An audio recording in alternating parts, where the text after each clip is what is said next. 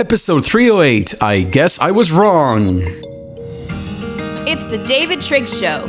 This is the podcast where you can get spiritual power and personal development for everyday life.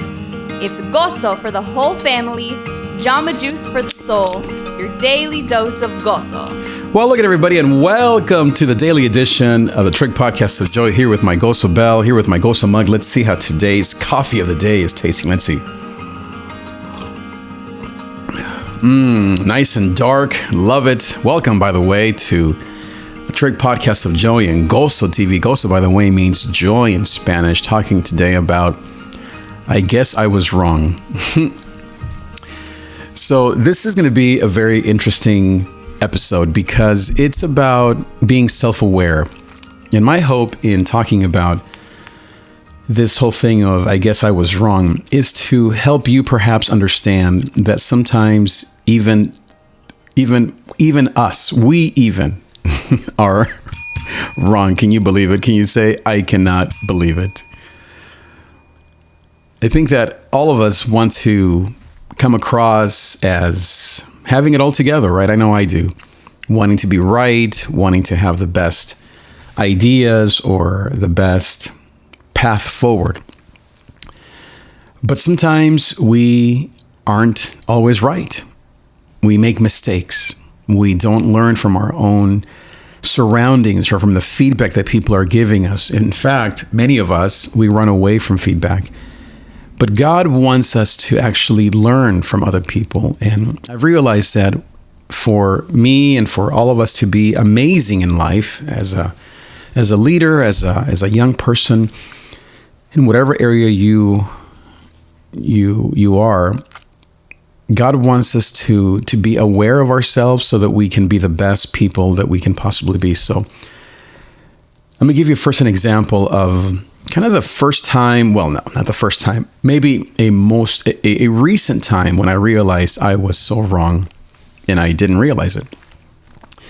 So a few years ago, I had a friend, a good mentor, tell me, Trig, I think you should teach on this particular topic. I don't think that what you're doing right now is the best thing that you can be doing. It's great, it's wonderful, but maybe at this particular time, you should teach on this topic because of X, Y, and Z. And it was a very well thought out plan. And to be fair, I actually tried to implement what he told me, but I think in the back of my mind, I didn't agree. Have you ever been in those moments where you're agreeing on the outside, but you're disagreeing on the inside? Can you say, GOZO me, right? And then about a few months ago, that same friend, we lost touch, but he called me and he said, hey, Trig, you know, back then when I said those things, I still think that you should try that now.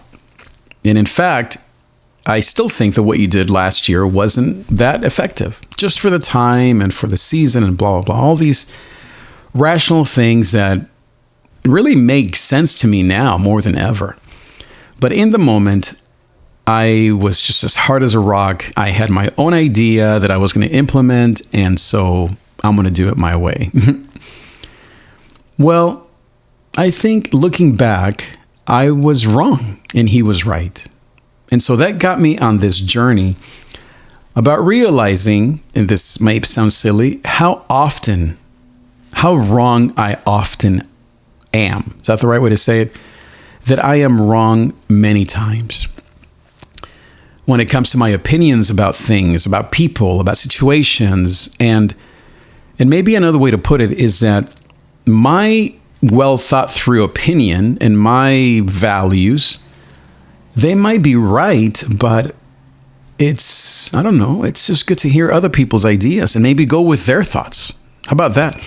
Now, to be fair to myself, and maybe if you're relating to this, to be fair to you, I am very open to a lot of things, but I would say that even though I may think that in reality, I'm not very open to things that I don't see or agree with. And that obviously is the problem. Being open-minded means that you see things from other people's perspectives and, as I said earlier, you actually agree with them and you go and you do it their way, not your way. And for the INFP, if you're into the Myers-Briggs and personality types, I believe I'm an INFJ, but I have a feeling I'm more of an INFP. Long story. But for the INFP type, the NF type, the idealists, the dreamers, the people-centered ones, the highly sensitive people like us, maybe you can relate to this, we trust our own instincts 100% of the time. And that can sometimes be a problem because we lose touch with our external world. And I feel like in many ways, I lose touch with my external world. I may think I look better than I actually look until I look in the mirror and think, oh boy, who's that guy? I may think that I am more effective as a communicator than I really am, as a leader than I really am, as a friend that I really am, you name it. And maybe you can relate to kind of this almost like a made-up world that we live in, where we think that where we are perfect inside of that world, and we are afraid of what people think of us because it touches that deep sense of shame and of wanting to be in our comfort zone. I think another thing that is very true of me is that I am always thinking of my comfort.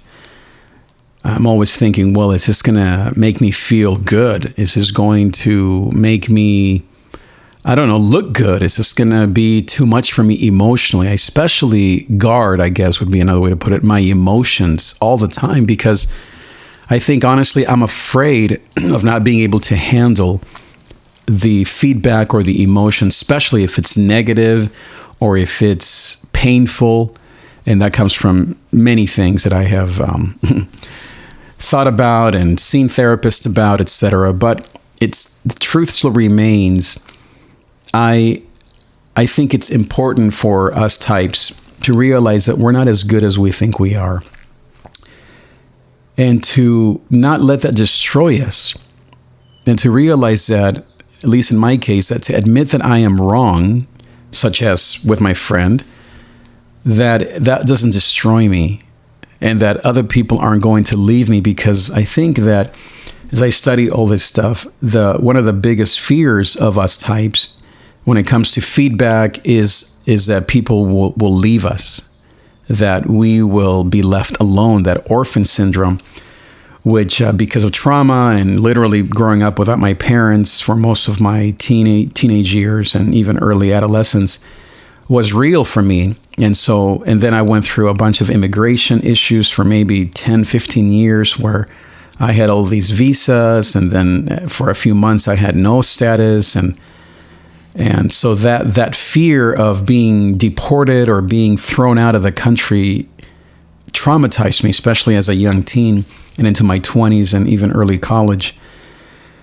And so, and then plus on top of that, failures. I mean, not having a master's degree at this point, even though I have 80,000 units of master's degree credits, but not having completed not even one master's degree, when I know that in me and my genius, at least that I think I'm a genius, really should have PhDs by now. Those things bring me such shame that not only do I then become a trickster and lie and make myself look better in front of people, but I'm afraid of being around, as I said, other truths that might supersede my truth or my skills or my abilities. And it really feels good to say that, just to kind of, I guess, verbalize, as I've been thinking about this for many, many years. And I think I'm at a place where it's not just about failing. I don't feel like a failure. I don't feel like I'm a horrible man because of this or that. In fact, I feel eager once again. I feel like I am at the beginning here at 49, almost 50 in a few months. I feel like I'm almost like I'm ready to begin once again. Like I'm almost to the beginning of my true life, or of my next life, of my third life, I guess. And I want it to be true. Do I fear consequences? Getting fired, getting quote deported, being left alone? Of course I do. But guess what? Even though it has happened a few times where I've gotten fired or people have thought I was horrible and I've been told negative things and criticized, or maybe were the results weren't what I expected. For the most part, actually, I can say this. Every time that's happened, I have felt like a success in the eyes of God, my wife, and really myself as well. I don't feel like I'm a personal failure because I'm 5 classes away from a master's degree at 50. Because that mindset is self-imposed. I mean, there are many, let's just say it this way, Latino men, pastors my age and older, that are just finishing their masters now at age 50, 53, 55, or age 60. Maybe other African-American women, and it doesn't have to be some color thing. You know, I do think that our backgrounds do affect our finances and therefore our privilege or lack of privilege, certainly back in the 80s when all this happened, or the 90s or early 2000s. But my point is that there's no shame in my game, and except in my own brain. It's only when I consider myself a failure that I then have to hide my failures or my failings from other people. And there is nothing more beautiful, mostly to me, than to have balance in my life. To know that I, quote, I'm a failure at a bunch of things, mostly because I self-medicate or self-analyze myself as such. But the reality is, the second half is that I'm not a failure. I'm a success. I'm a success story. That a young man like me, coming from a third world country, where, as I said, with visa issues most of my life, growing up in a war-torn country, growing up without my parents, in a 1-bedroom apartment in a very humble part of town, can now be a man with, quote, almost a master's degree, with a bachelor's of science in computer science and engineering that I do have, with years of studying music at Long Beach City College, with a podcast, and those are just things. I mean, okay, a 2-story house that I own. I own 2 homes, one in Colorado. And even as I describe that, who cares? But I'm only describing that because sometimes for my type of personality, I want external success to validate or to make me feel confident. And so if I was to analyze myself by that matrix, I am successful. I will have a master's degree. And so I don't have a PhD. So what? I've lied about that, and that's stupid. I mean, I remember this one friend, he asked me, and I said, oh yeah, I'm working on my PhD. I mean, I'm working on a PhD. I'm trying to finish my master's degree. I've gone to 2 amazing seminaries, Talbot and Fuller, and I am 5 classes away. I dropped the one this fall because I just wasn't feeling up to par. And that's another issue that we INFPs or creatives or dreamers deal with, is our mood. We're so filled with energy and passion when we're in the mood, but when something happens, mostly something negative happens, then we lose our focus because of our mood. And so I was listening to this stuff on my personality, and the guy was saying that we need data to basically tell us that we're losing at life. And even though I hate data that tells me that I'm losing at life, meaning you don't have a degree, or your church is dying, or you are 20 pounds overweight, the data actually motivates me, even though I'm so afraid of it.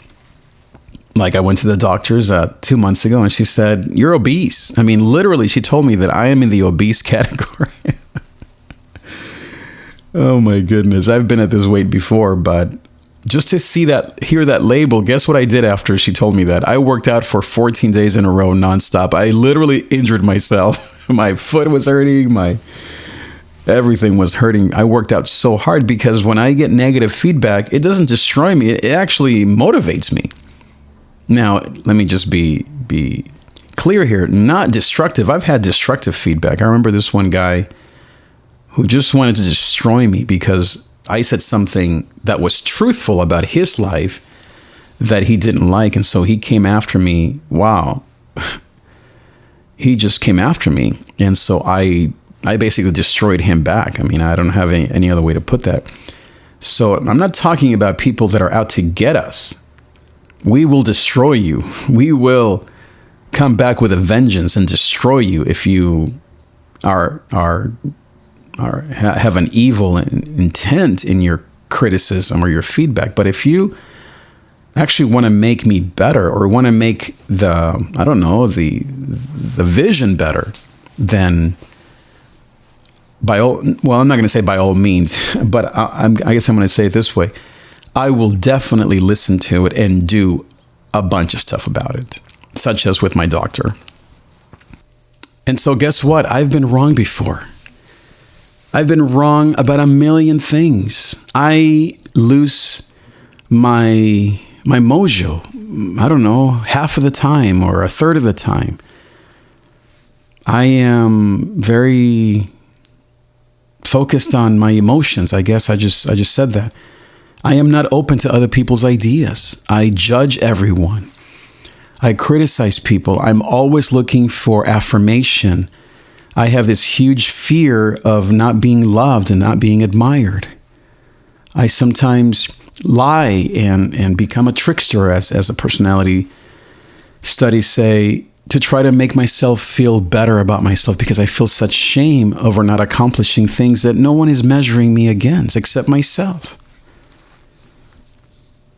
And when I say that, don't think that I feel horrible or I'm going to go and kill myself. I am not even nowhere near feeling sorry for myself. In fact, I feel free. I feel free that I have these bad habits, and that I overeat, that I overindulge, that I lie, that I'm wrong, that I have been wrong so many times before, that I've been wrong before. And that doesn't take away from the amazing things and the amazing person that I am. It does not take away. In fact, it makes room for the grace of God. It makes room for the grace of God. And I can then relate to these amazing men and women in the Bible, like Jacob. Jacob, his literal name means the deceiver. I mean, just like Satan is called the deceiver and the liar and the accuser. I mean, Jacob as in Abraham, Isaac, and Jacob, as in the father of the 12 tribes of Israel, was called the deceiver. I mean, Jacob's name was changed to Israel. God is my strength. And yet God used this liar, deceiver, who literally stole things from his own brother and his own father, deceived his father to get his way. And yet God used him. David, the fornicator, the affair sexualized womanizer. I mean, Solomon, my goodness sake. Speaking of generational sin, Solomon did even worse things. And yet Solomon, only second to Christ, the Bible says, was the wisest man in the world. And he was the one who actually brought the ark into the temple. It wasn't David, the beautiful shepherd psalmist, who slayed Goliath. It was Solomon. Solomon, who was filled with wisdom and yet was arrogant about all the amazing things. And I mean, talk about the typical man. I mean, if I was to be anyone, I would say I'm such a Solomon. In love with himself, with his money, and with the girls. And yet God used Solomon. God used David. David, a man after God's own heart. Solomon, he wrote Proverbs. You know how many young men, including myself, and how many young women, people of all ages, live by the Proverbs and the Psalms? You know, David wrote, of course, 2/3 or at least half of the Psalms, as well as Solomon and Moses and a few others. Jonah. I mean, I am such a Jonah. I'm such a Peter, denying Christ. Maybe not, I don't deny Christ like my faith, but I deny, my truth all the time. I bend the rules to try to make myself look good in front of others. And maybe the victory in all this is in that I still know that my Redeemer lives. And in the end, I will see God. And that freedom comes when we live in our truth, when we live in our honesty. And I don't want to get to 50. I have a few months here, April, so I have 6 months still. I don't want to get to 50 and continue to live in my deception, in my trickster, as they call it in all these INFP stuff. I'm a mentor. They call us the metaphysics types because we see connections of the future. I look at the world, or let's say even just at a person, and I see all these connections. I see where they're headed. It's such a difficult thing to know about people. And it's not like a crystal ball or anything. It's just simply connecting the dots. I see who they are, what they say, mostly just what they say to me. And then I have to weigh the consequences of me being honest with them. But that's a beautiful gift of discernment that God's given me. He's given me a gift of discernment, of wisdom. I have wisdom for others. And just like Solomon, right? Even though he was this failed man, womanizer, power-hungry, fame-seeking king, he was the wisest man that ever lived and wrote the Proverbs, as I said. And guess what? I can relate to so much of that. And be thankful for the fact that I can give wisdom to other people, imperfectly as it may be. Now, speaking now, I guess, about wisdom and mentoring, I was talking to a friend, and she was telling me that her other friend was saying all these great things about me, but this other guy was also with them. He was saying negative things about me.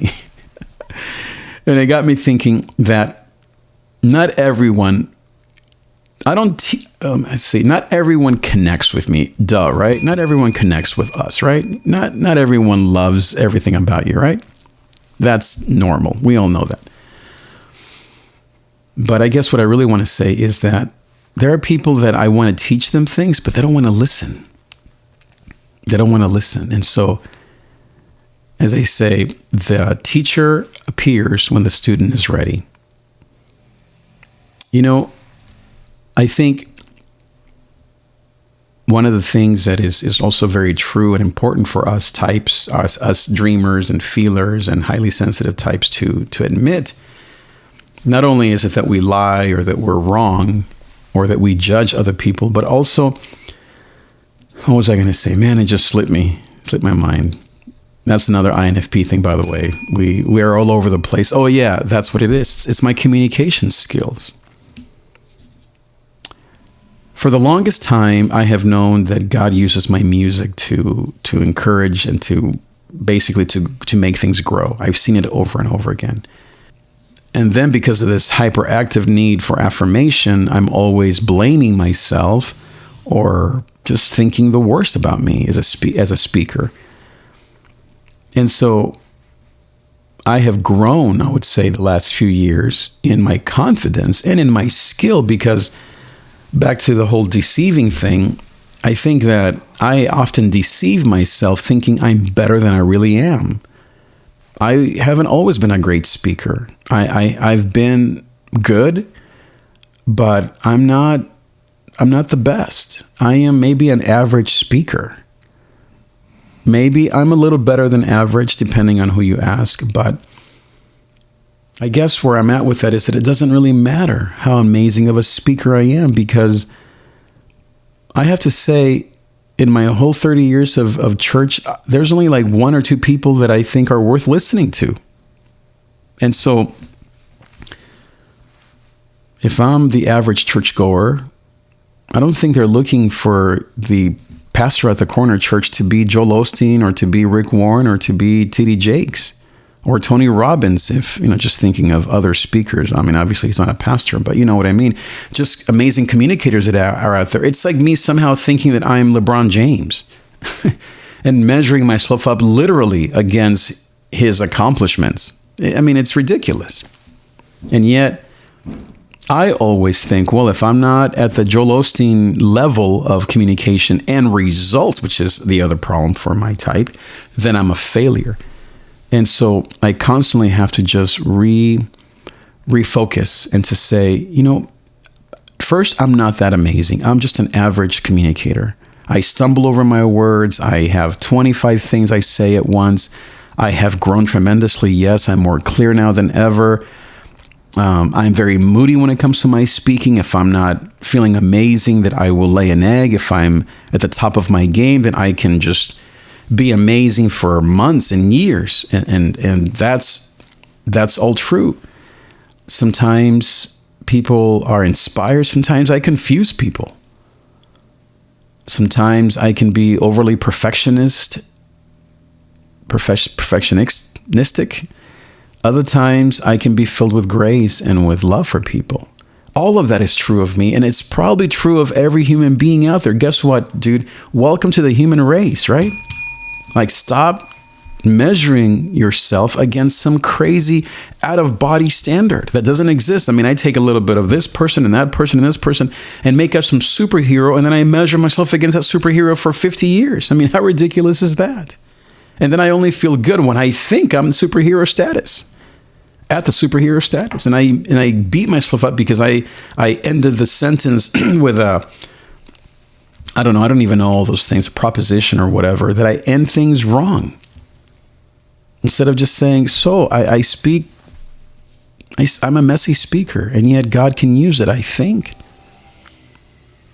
Is it my fault that I fail? Is it my fault that things don't grow because of my speaking? Is it me? Is it because I'm angry? Because I criticize people? Probably, yes to all. And yet there are amazing things that I do. And they're both true and they're both in me. And all I can do is keep growing in the areas where I am an idiot, or I don't mean that, where I have failed, where I didn't do things right. And that is just called being a human. And maybe that's the biggest thing for us feelers and empaths and dreamers, is to realize that we're just simply humans. We're no better than David and Solomon and Jonah and Paul. I mean, Paul was going around killing Christians. He had an anger problem. He also was insecure. I mean, just read between the lines in 1st and 2nd Corinthians where he's saying, well, you don't think that highly of me when I'm in person. You think I suck as a speaker, but here come my letters. I mean, it's human to err and yet to be used by God. I think the real problem is in thinking that you have to be flawless to be used by God. I mean, that I have to give that up like right now, and I am giving it up. I am ready to give that up. I have been surrendering it.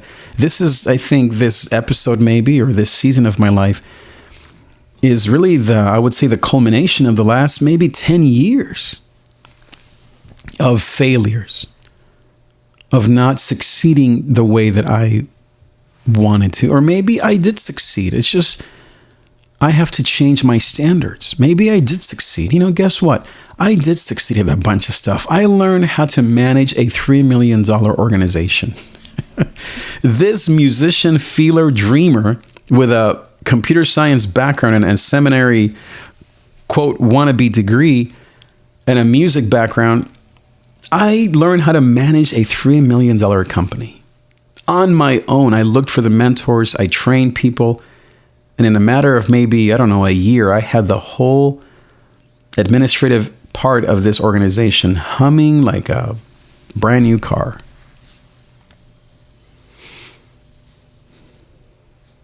I mean, those are great things. I changed my body at age 36, 37, 38 from, quote, this obese status that my doctor recently gave me to, natural bodybuilding status. I have the pictures to show. I won't show you the pictures, but my point is that it hasn't all been horrible. And I just hear me on this. I'm not feeling that way. I don't feel horrible. My wife, Rochelle, the other day, we were talking about this, and she said, oh, don't feel bad. You're not horrible. I said, love, I don't feel horrible. I don't need encouragement. I don't need it's not that bad. I'm actually happy to admit that I have made mistakes, that I was wrong with my friend, I had another friend that told me another thing, just said, hey, I think that maybe this is how you should do things. And I said, nah, that's stupid. I didn't say it that way. But, in my mind, I thought, nah. Guess what? He was probably right. And now the timing wasn't right for me. Guess what? I'm ready now. And isn't that the greatest victory that any human can have, is to admit their mistakes and to learn from them? Isn't that what being a creative, an entrepreneur, an empath and a feeler and a man of God, a woman of God is all about, is to learn from your mistakes instead of trying to not make mistakes, which has been my debacle, my failure. Stop trying to live a life without making mistakes. I had a friend a few months ago who was criticizing me about social media stuff. And when I talked to her, I just basically just cut her off my life, what they call the INFJ door slam. That's why I don't know. I think I'm both INFJ and INFP, even though I know it makes no sense cognitive-wise. But anyway, I gave her the old door slam. Then I thought about it, and guess what? She was right. I was wrong about my social media stuff. And ever since, I've made some very healthy and positive changes. Again, this is what leaders do, right? Instead of thinking you're right for the rest of your life, the right thing to do is to consider what people say. It's to evaluate and to say, I don't agree with this. That's a bunch of baloney. Or with that person, but this person and this comment or this input is right on. Even though at first I thought you were wrong, but that's the great thing about me. You know, as I said, I'm not putting myself down. The wonderful thing about being an empath and a feeler is that when it finally makes sense and the data shows it and you have maybe even a consequence to your actions, especially that, then you change, you pivot, you make amends. And so that's what I did. I made amends and I changed my habits. And I feel amazing. And my friend was right and I was wrong again.